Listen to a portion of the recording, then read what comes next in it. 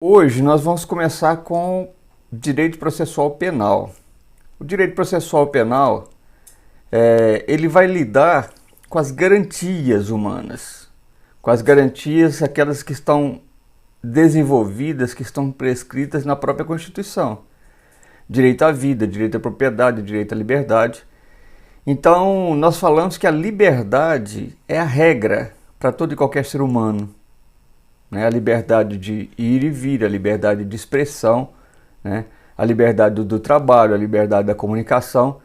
E essas liberdades, só em último caso, elas são retiradas do ser humano.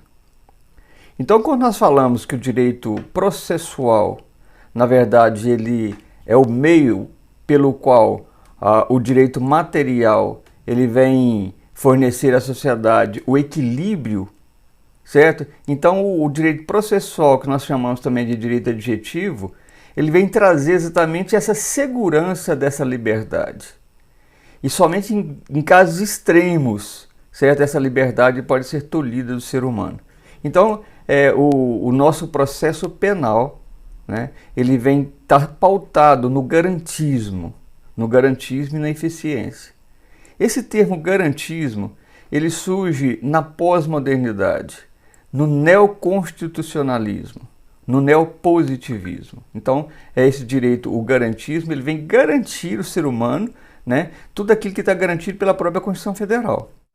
Então, as ciências criminais, elas lidam com um dos mais importantes valores da sociedade, a liberdade. Gente, o direito material ele não vai falar sobre isso, o direito penal não vai falar sobre a liberdade, o que é justo, o que não é justo. Na verdade, o direito material ele vai conceituar o que é um fato delituoso, o que é um crime e vai especificar sanções. Agora, essa medida da sanção, a forma de aplicação, isso aí vem no processo. Então, o processo penal, ele vem, como ciência criminal também, ele vem garantir à sociedade essa liberdade. Tá? Então, eu falo a maneira como o Estado aplica o poder-dever de punir e a forma como esse poder-dever é exercido nos permite identificar o grau de democracia existente na sociedade. Ou seja, essa garantia da liberdade depende da nossa democracia, depende, se fosse um governo totalmente autoritário, ele não daria liberdade nem de ir e vir, às vezes em determinados casos, seria uma forma totalmente arbitrária, né, de gerir o povo. Então o direito processo penal, unido à Constituição Federal, ele vem garantir ao indivíduo a apuração de um fato delituoso, mas sem tirar o básico, o mínimo básico do ser humano, que é a sua própria liberdade. Professor, mas não existem as prisões cautelares?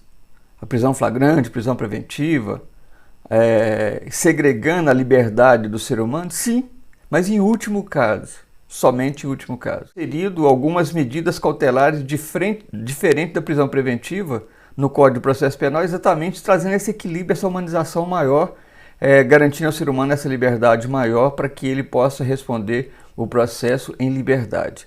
Né? Sabendo que mesmo caso de último caso, seja segregada a liberdade de ir e vir, depois ele sendo condenado, ele vai pedir a detração da pena, que é descontar esse tempo que ele teve preso preventivamente ou de forma cautelar antes da sentença penal condenatória. Professor, mas se ele for absolvido e ele ficou preso 1 ano, e agora? Como que fica a situação? Seria o caso do advogado entrar, às vezes, com uma ação de indenização por danos materiais e danos morais contra o Estado. Não sei se ganha, pode ser que em alguns casos pode ser que dê certo. Né? Porque fala que o Estado estava exercendo o direito de fiscalização, o direito do poder de polícia dele. Certo? Eu já vi algumas sentenças nesse sentido. Tá? Que o Estado estava exercendo o dever e o poder de polícia e nesse sentido ele segregou por necessidade em cima de havendo indícios de autoria e materialidade do crime, então o Estado teria esse direito. Né? Eu coloco em dúvida e eu entraria, em alguns casos, com ação de indenização por danos materiais e danos morais, certo? Mas então isso vai depender de cada caso é um caso e nós vimos que direito não é 2 mais 2, tá? Então, nosso Estado de direito democrático tem buscado possibilitar esse valor máximo da sociedade, a liberdade, com dois outros grandes valores especiais de relevância no âmbito das ciências criminais, que é exatamente o garantismo e a eficiência. Gente, esse garantismo ele surge com Luigi Ferrajoli, que é um doutrinador italiano, certo? A primeira obra dele chama Direito e Razão, foi em 1989, na Itália. E essa obra dele foi publicada no Brasil em 2002. Então essa obra do Ferrajoli fez um avanço muito grande no nosso neoconstitucionalismo, que o nosso neoconstitucionalismo, a nossa Constituição, ela é garantista. Tá? Então ela vai garantir exatamente os direitos e garantias individuais, a liberdade humana e assim por diante. Então esse garantismo, na verdade, ele faz parte da pós-modernidade, do neoconstitucionalismo, é a nova forma de ver o direito constitucional.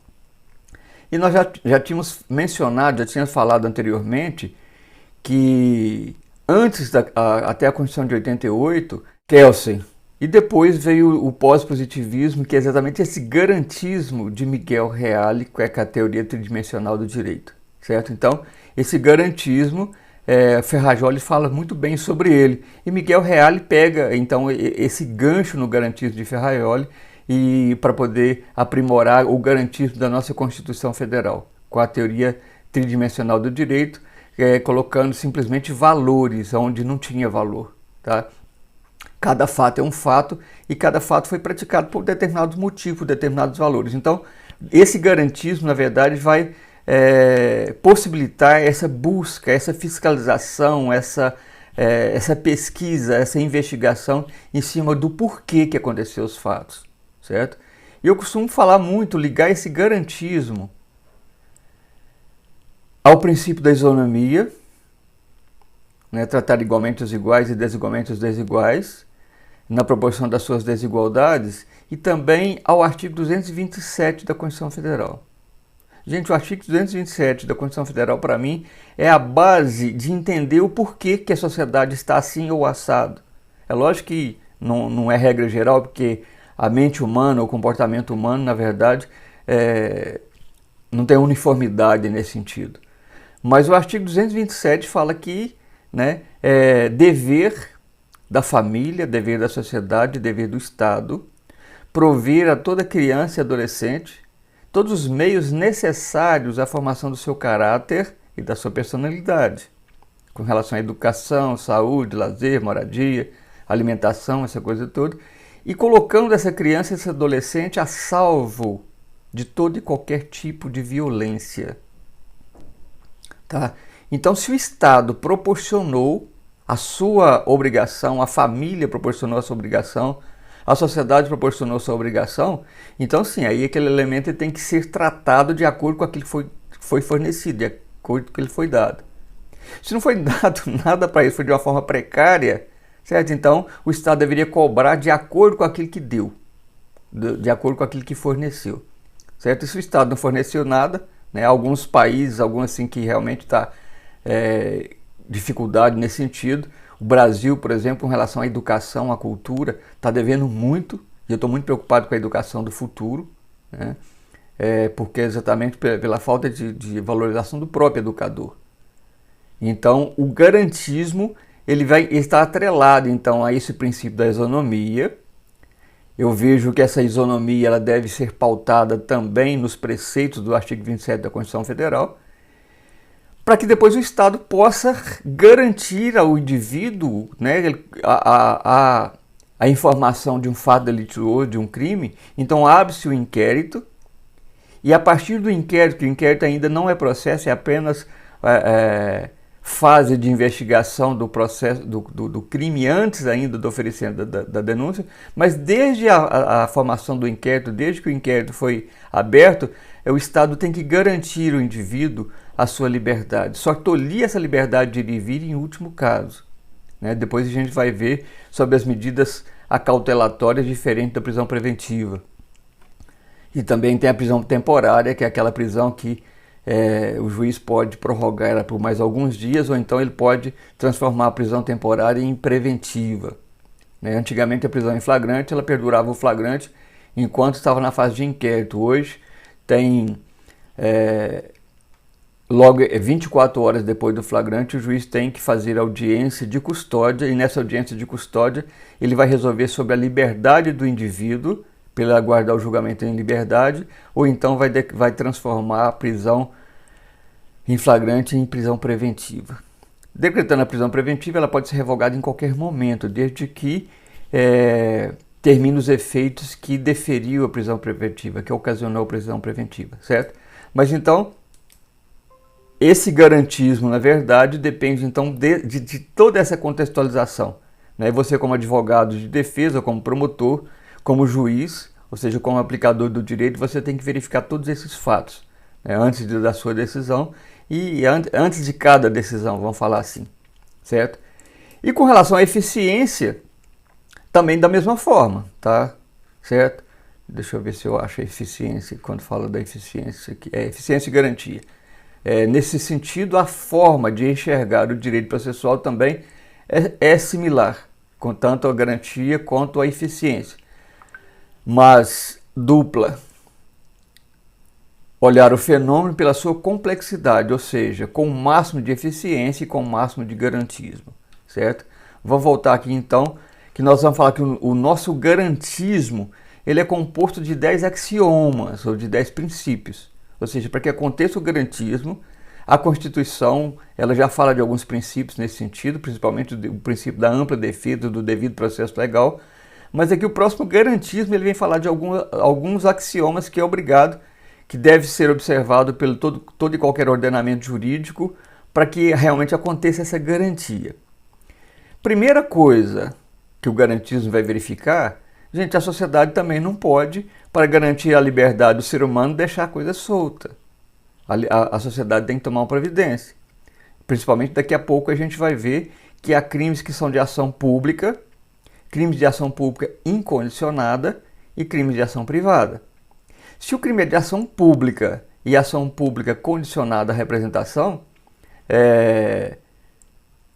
a sociedade, a autoridade é obrigada a tomar a iniciativa. Para o crime de ação pública não há necessidade de iniciativa da parte. Para o crime de ação pública condicionada, a parte tem que fazer o requerimento, fazer a petição, pedindo, na verdade, a providência do Estado. Nesses casos, gente, o Estado não pode simplesmente cruzar os braços e, por causa da garantia de liberdade de ir e vir, deixar com que o fato fique sem apuração. Então esse garantismo, na verdade, tem que ser o máximo de eficiência e o máximo de garantia, mas você tem que ver o princípio também do Estado, in dubio pro societate, né? Então a sociedade tem que prevalecer também sobre o interesse individual.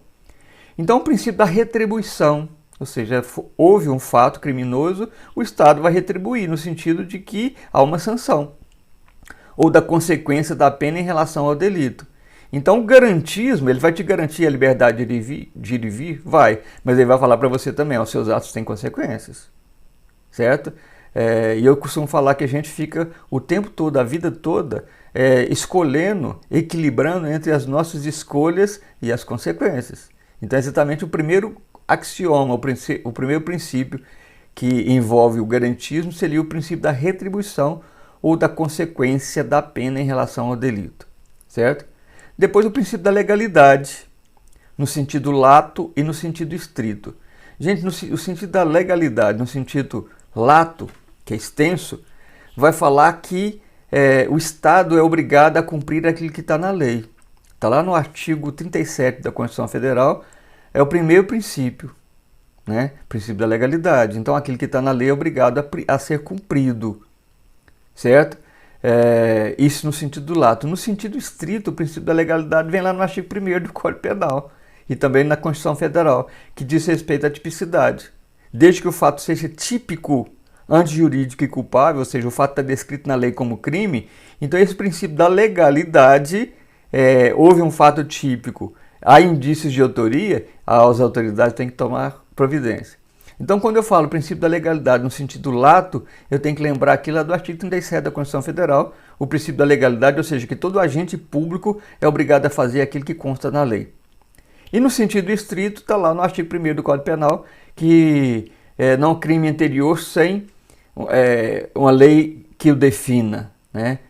Nós vimos na aula da semana passada. Então, esse princípio da legalidade, uma vez que há uma lei que define um fato como crime, está descrito como crime, e a ação penal é pública, condicionada ou pública incondicionada, condicionada à representação ou pública incondicionada, as autoridades têm a obrigação de tomar providências, né? Principalmente aqui, juntando esses dois princípios da legalidade, que é geral, da Constituição Federal, previsto lá no artigo 37, e o princípio da legalidade do próprio artigo 1º do Código Penal. Princípio da necessidade ou da economia do direito penal. Esse princípio aqui diz respeito ao tempo. O Estado não pode ficar a vida inteira investigando de processo de 10, de 15, de 20 anos, ou seja, tem que ser o mínimo legal, o máximo tem que ser dentro do mínimo legal. Ou seja, por isso que há necessidade de que a justiça cumpra os prazos. Certo? Existe o prazo determinado em que a pessoa pode ficar segregada da sua liberdade antes da sentença penal condenatória, desde que cumpra determinados prazos, porque senão, se houver excesso de prazo, o advogado vai entrar com habeas corpus, o juiz é obrigado a libertar a pessoa. Tá? E veio agora o pacote anticrime, vai falar exatamente sobre isso. Dentro de 90 dias, se o juiz não justificar, ele é obrigado a dar liberdade à pessoa que está cautelarmente segregada. Princípio da lesividade ou da ofensa do evento, ou seja, não basta que o evento seja, que o fato praticado seja imoral, é preciso que ele seja típico e que haja uma lesão a um bem jurídico da vida. Quando nós falamos que a lesão a um bem jurídico da vida, nós devemos lembrar lá da classificação dos crimes materiais e dos crimes formais ou de mera conduta. Quando eu falo que há lesividade a um bem jurídico da vida, nos crimes materiais tem que ter um resultado danoso, um resultado naturalista do crime. Agora, nos crimes de formal ou de mera conduta, o resultado, às vezes, ele é de foro íntimo. Quando a pessoa faz uma ameaça a alguém de provocar um mal injusto, né, há um resultado material nisso? Não, a pessoa sente no seu íntimo que foi ameaçada. Então, quando eu falo princípio da lesividade ou da ofensividade, é essa necessidade, então, de que haja um resultado, tanto a nível formal quanto a nível material. E o próximo princípio vai falar da mesma coisa. O princípio da materialidade ou da exteriorização da ação. Está praticamente repetindo aqui. Da materialidade é exatamente essa contextualização do resultado a nível material. Quando não há a contextualização do resultado material, então que seja pelo menos que haja uma exteriorização da ação e a pessoa sinta um resultado lá no foro íntimo da pessoa. Tá? Que são os crimes formais de mera conduta. Princípio da culpabilidade ou da responsabilidade pessoal. Gente, há um brocado no próprio direito que fala que nulo crime sine culpa. Nulo crime sine culpa. Não há crime sem culpa. E a culpa aqui pode ser no sentido geral.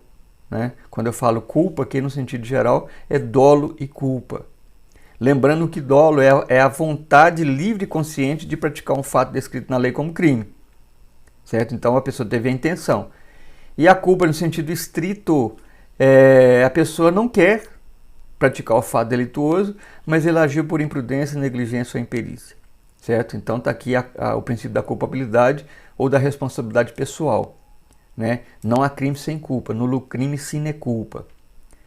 O princípio da jurisdicionalidade, também no sentido lato e no sentido estrito. Gente, o Estado, no sentido lato, ele é obrigado, ele tem competência, a competência do Estado para processar e julgar o fato descrito como crime. Lembrando que há crimes que vai para a Justiça Federal. Há crimes que são julgados pela polícia, pela Justiça Militar, certo? E crimes da Justiça Comum. E crimes também da Justiça Eleitoral. Ou seja, quando eu falo de princípio da jurisdicionalidade, eu tenho que lembrar aqui que o Estado, né, ele tem jurisdição em todos os sentidos. Desde que o crime seja, desde que o fato seja típico, jurídico e culpável. No sentido estrito, eu tenho que lembrar aqui da competência da Justiça Comum, da Justiça Federal, em cada instância, certo? Então, Então esse princípio da jurisdicionalidade aqui, ele vai funcionar também como garantia, né? Se eu pratiquei um fato, deixa eu até fazer uma paródiazinha aqui, vocês vão lembrar, não vou falar o santo não, mas vocês vão lembrar por quê.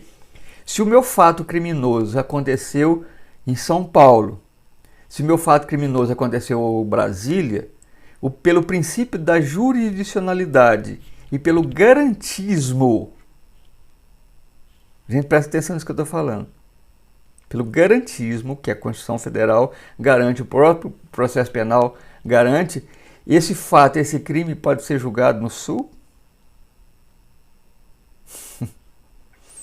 O Supremo entendeu isso agora, né, gente? Agora, assim, abrindo um parênteses aqui.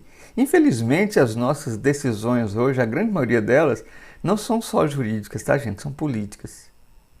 Isso é nojento, tá? Decisão política, a justiça não deveria misturar as duas coisas.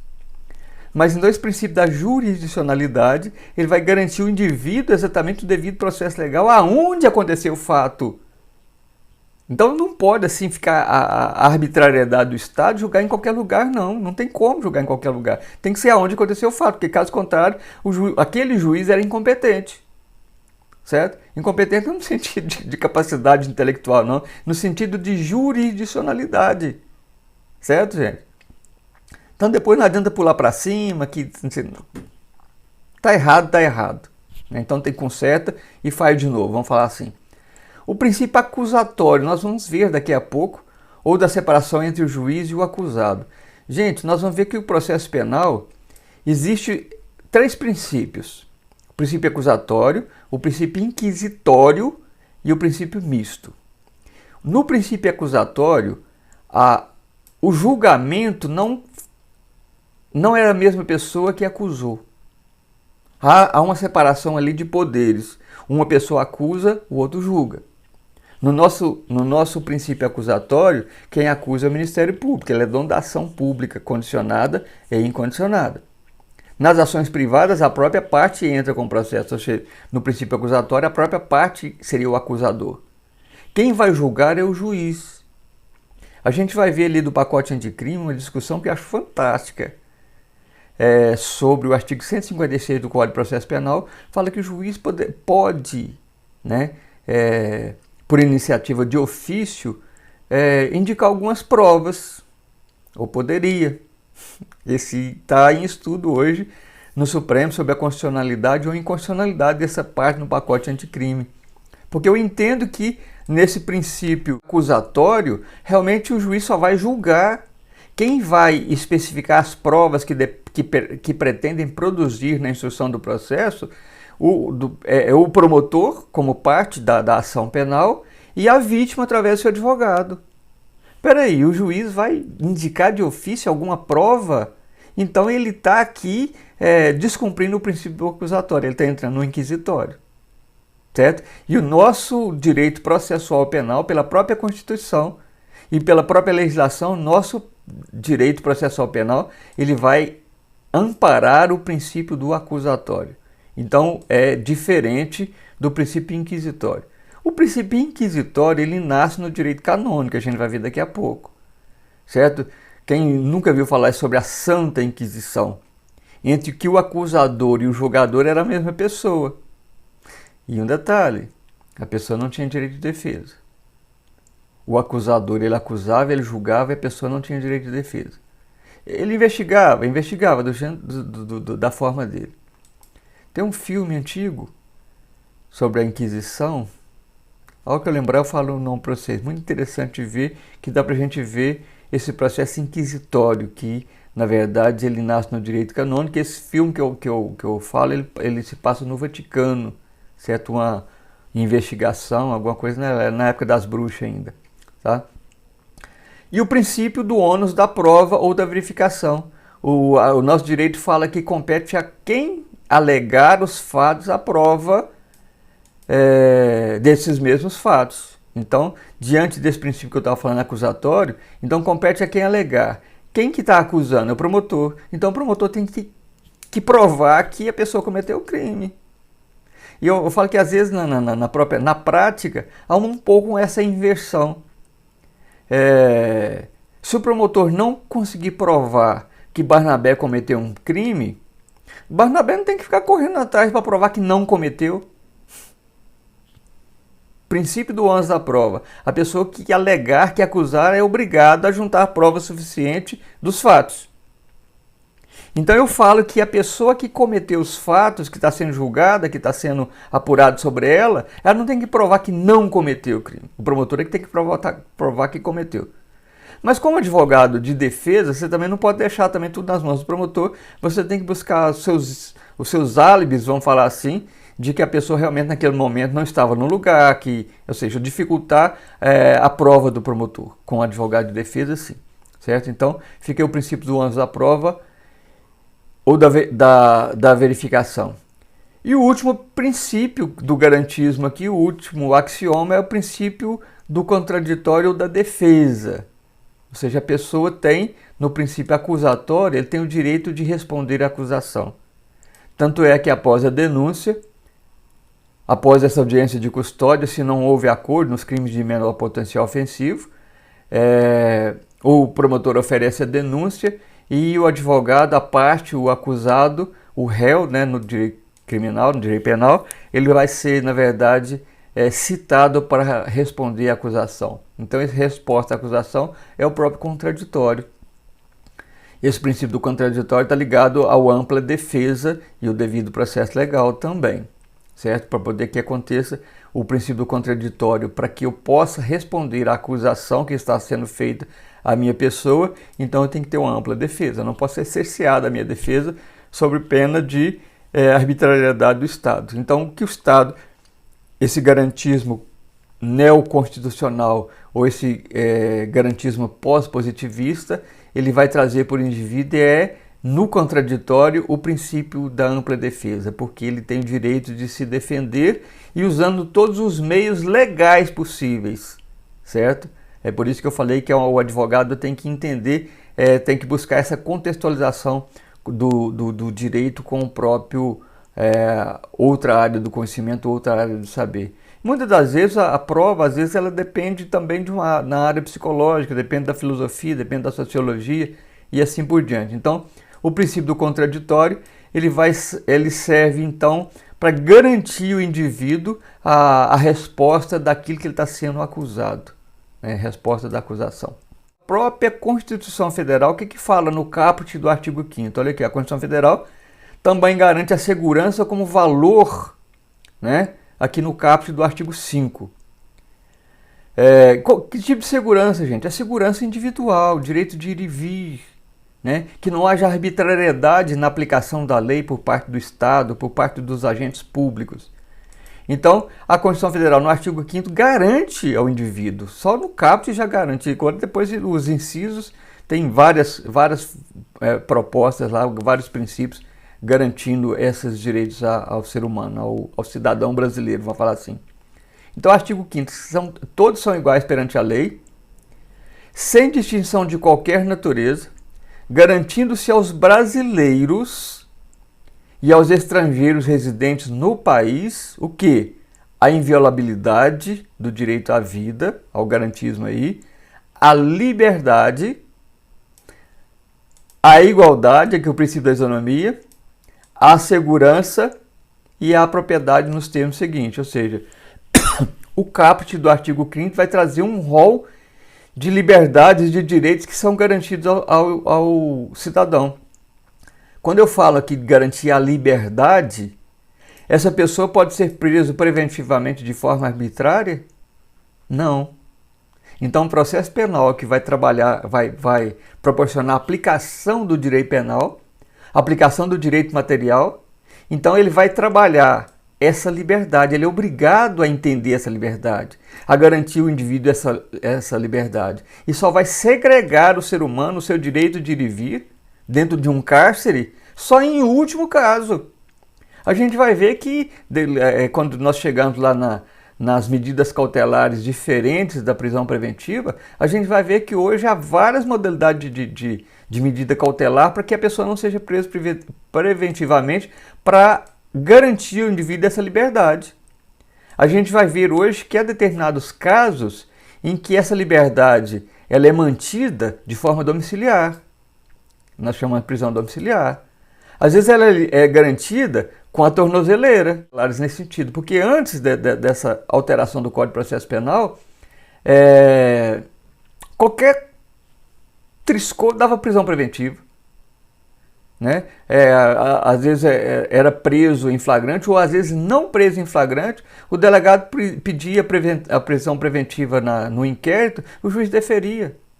Dava maior trabalho para o advogado provar que não haveria necessidade daquela segregação da liberdade humana, porque o indivíduo tinha residência fixa, tinha trabalho, tinha família, e não ia atrapalhar o processo, porque quando o juiz decretava a prisão preventiva, ele é obrigado a falar o motivo.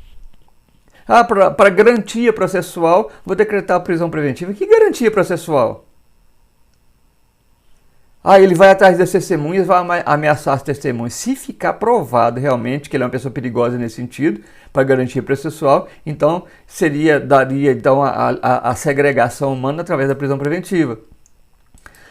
Ele corre o risco dele fugir do país. Né? Hoje, como medida cautelar, ele é obrigado, às vezes, na audiência de custódia, a entregar o passaporte dele, se tiver passaporte. Ou seja, exatamente para ele não sair do país. Então há algumas medidas cautelares, diferentes da prisão preventiva, que vem garantir ao ser humano essa liberdade. Certo, gente? Então, a segregação da liberdade antes da sentença penal condenatória, só em último caso, exatamente para garantir o indivíduo esses direitos e garantias previstos na própria Constituição Federal. Né? Isso nós chamamos de neoconstitucionalismo, ou seja, a nova forma de ver a Constituição Federal.